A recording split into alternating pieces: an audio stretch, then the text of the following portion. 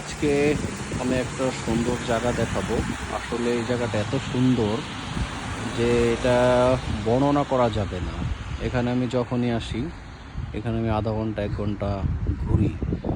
দেখেন, জাস্ট পাহাড়ের ওপর এত সুন্দর বাড়ি, এদের জীবনযাপন মানে কোলাহল ছাড়া, একদম নিরিবিলি, একদম পাহাড় কেটে কেটে রাস্তা। এখান থেকে পুরাটা একদম ওই ভিতর দিয়ে রাস্তা, একদম পাহাড়ের ভিতর দিয়ে বাড়িগুলা।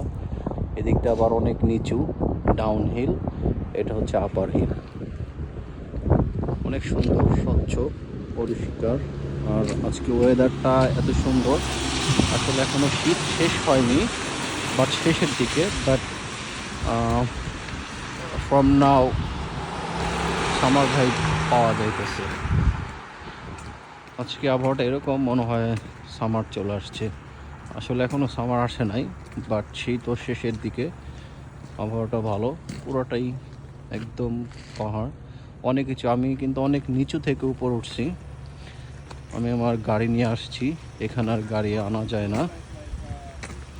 গাড়িটা আমি ডাউন হিলে রেখে দিয়েছি। ওইখান থেকে আমি আবার 200 মিটার উপরে উঠছি। এটা হচ্ছে পায়ে হেঁটে উঠতে হয়েছে, সিঁড়ি আছে ওঠার জন্য। আর এখানে গাড়ি নিয়ে আসা যেত, বাট এখানে আমাকে গাড়ি নিয়ে আসতে হলে অনেকক্ষণ করে আসতে হবে, অনেক ঘুরে আসতে হবে। বাট আমি কি করছি, শর্টকাট ওয়েতে আসছি।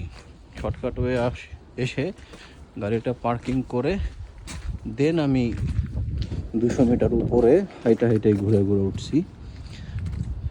অনেক সুন্দর, মানে এগুলো বর্ণনা করা যাবে না। এগুলো হচ্ছে this is the peace of ice.